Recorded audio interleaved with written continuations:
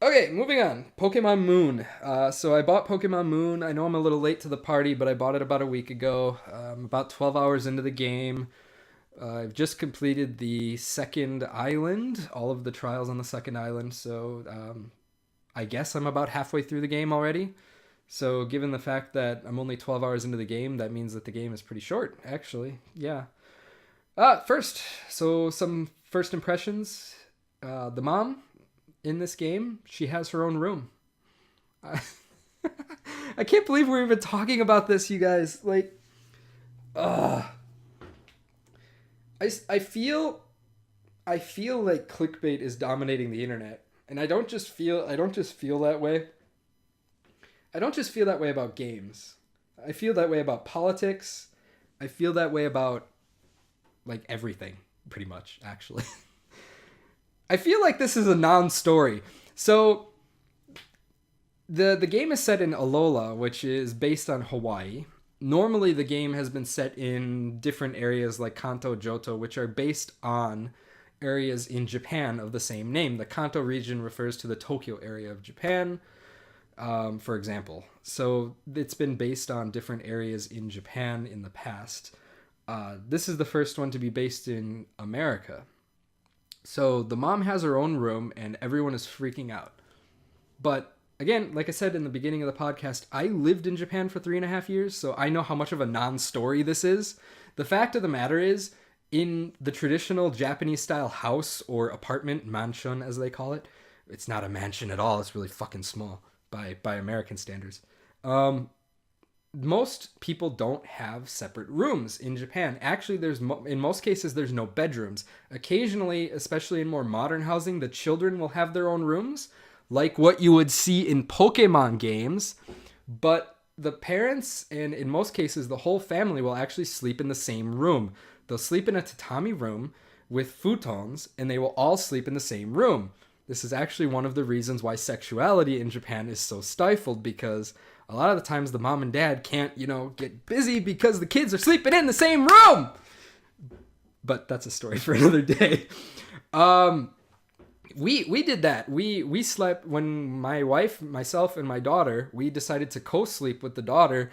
Actually, that was for a different reason, but we were all sleeping next to the kitchen because Japanese houses don't have bedrooms. We were literally staying in a 2-room apartment. The one room was the living room. The other room was kind of the entryway and the kitchen and whatnot. And that's it. That's all you got in Japan. The rooms are really small. And that's just the style. That's what they've been doing for, like, culturally for as long as anyone can remember. It's different than the Western style. And babies typically sleep in the parents' rooms always, whereas in America, we're more likely to give them their separate nursery. That's just not a Japanese thing. So this is, if you know Japanese culture at all, this is a total non-story. So of course, they're moving to Hawaii now, which is America. So of course, they're going to have an American-style house where everyone has their own room. It's really not a big deal, you guys. Seriously. Okay, so yeah. That being said, that's not really a big deal. I do like the characters though. I think that the professor and the Kahuna's grandson, I can't think of his name off the top of my head. How I think it is, and the professor's assistant, the little girl, the blonde one. I think them kind of going along with you on the journey kind of adds a lot to the story of, again, Pokemon doesn't have a great story to it, but I think it kind of adds a lot of depth to the story that wasn't there before. I mean, the whole Pokemon universe is fucked up, right? Like, the Pokemon universe is very sweet if you ignore this one really huge glaring problem of, like, basically everyone is cockfighting with animals. Like, literally the goal of the game is to be the best cockfighter in the world, right? Like, have you ever noticed, like, there's no animals in the Pokemon universe? The animals are replaced by Pokemon, right? Like, you get your milk from a mill tank and blah blah, etc. So people, I just passed this part where people were cutting off, and you've seen this in other games too, like with Team Rocket. They're cutting off Slowpoke tails because Slowpoke tails sell for a lot of money, which is kind of like an allusion to the elephant hunting and whatnot for the tusks and whatever. But the main they're so offended that these people are cutting off Slowpoke tails, which grow back, by the way. but they're overlooking that everyone else in the fucking world is cockfighting. They're literally battling these animals, and they're getting hurt, and they're fainting and passing out. And they're overlooking this, but oh no, you can't cut off Slowpoke's fucking tail. That's such a huge human right or animal rights issue. Oh, come on, you guys. Seriously, this is so fucking stupid. You really, when you play a Pokemon game, and you're a critical person like me, you really have to suspend disbelief when you play these games. Like, if you can literally ignore that one glaring flaw that permeates the entire game, the game is actually really sweet. The story is really sweet a lot of times. But you really have to ignore that flaw, man. That being said, I really love the nostalgia of the new Gen 1, the new versions, the Alola versions of the Gen 1 Pokemon coming back. It's really cool.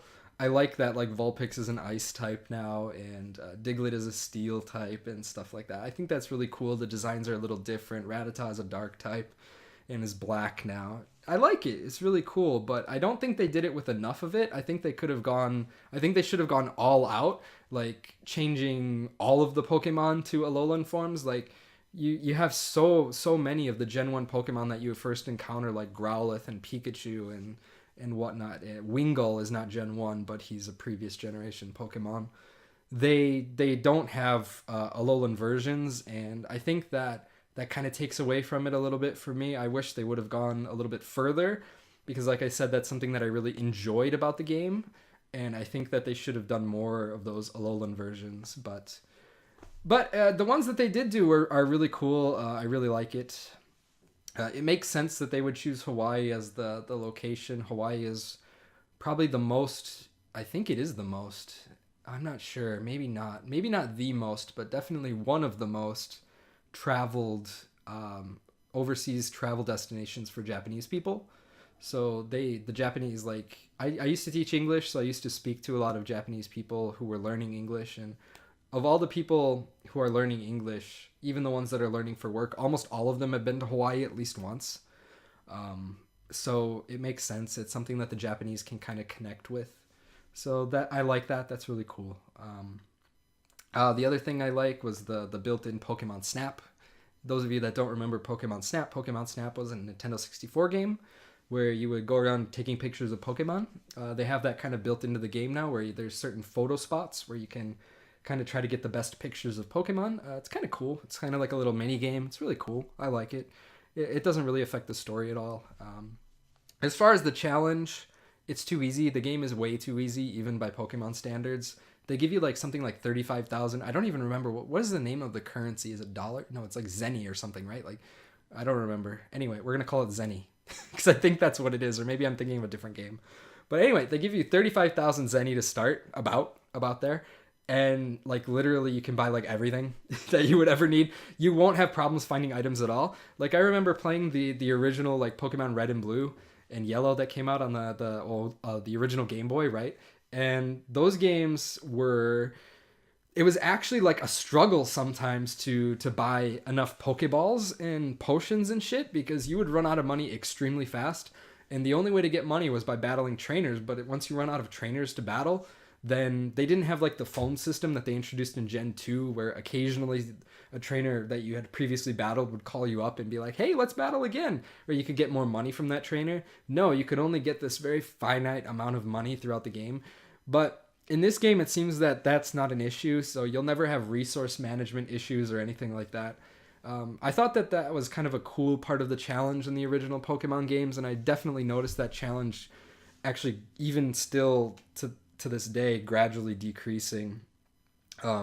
Even throughout all the other generations, it has gradually decreased. The challenge level every step, it has decreased.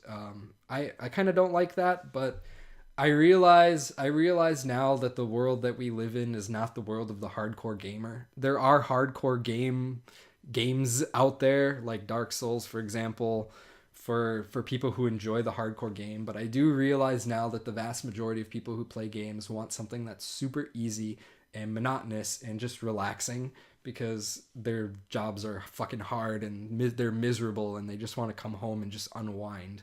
And competitive, a lot of people that play games like Pokemon, competitive games like Call of Duty and Hearthstone, while they're very enjoyable, they do kind of just add to your stress level.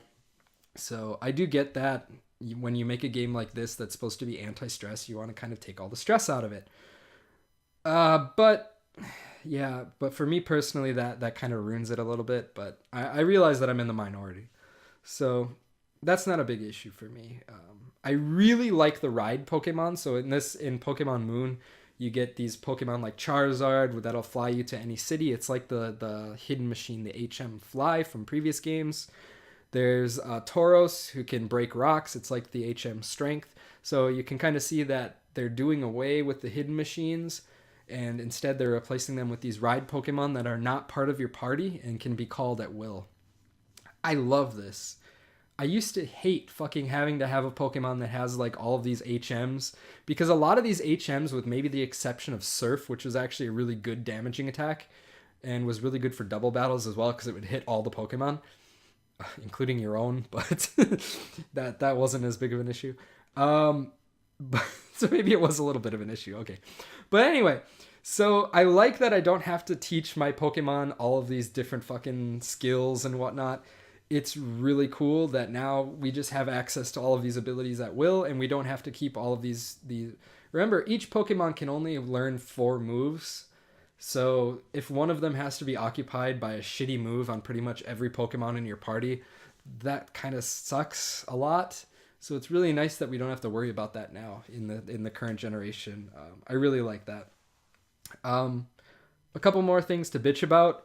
Lag is terrible in this game. When I first got the game, I hadn't really read a lot about it coming up to playing it. So I was really shocked that there was no 3D effect in the game. And while, again, I might be in the minority when I say that I'm one of the people that really likes 3D effects on the 3DS. I mean, it was one of the selling points of the 3DS, and I do like that effect. I think it adds a layer of depth to the game, even if the graphics are shitty, that when you turn it off, everything just looks jaggy and blurry and terrible. When it's on, it looks deep and cool, and I actually really like it. I might be in the minority, but that's me. So I was a little bit disappointed, and then I realized why they turned it off in its frame rate. The frame rate of Pokemon Sun and Moon is horrible. It is really bad. It literally, I feel like it dips to about like 10 FPS in certain situations. Like, for example, when I was doing the 4-person battle, I don't remember what it's called, but it was in the Royal Avenue. That's what it's called. Where there's that big stadium and you have the mock 4-person battle with the professor and the dude from Team Skull and the How or whatever his name is. And yeah, it lagged like a bitch during that part. And occasionally during double battles, like with the twins and stuff like that, the frame rate just dropped like a rock in those areas. And there's other areas as well, like when you're summoning the ride Pokemon, occasionally you'll chug a lug for the first few seconds and stuff like that. So it's been really inconsistent. The frame rate is really inconsistent. Of course, it's a Pokemon game, so it doesn't really take away from the experience, but it is something that does need to be mentioned. The other thing is happiness versus affection is not explained very well in the game.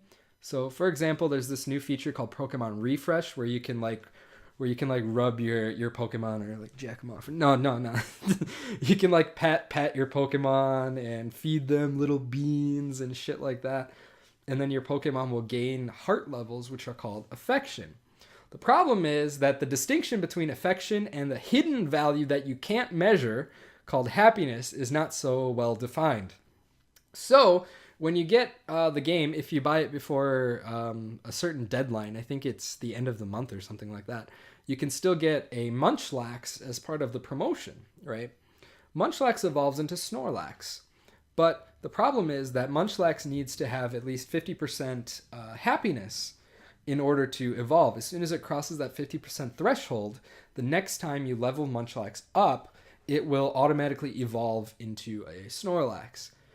The problem is, I thought that meant the heart, so I gave it my all, rubbing Snorlax, jacking him off, or Munchlax, jacking him off, And he goes all the way up to 5 hearts. 2 levels later, no evolution. What the fuck?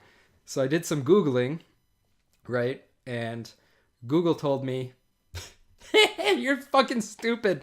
You thought affection was happiness? No, happiness is this vague, unseeable statistic that increases as you have the Pokemon in your party and as you walk with them and battle with them and whatnot.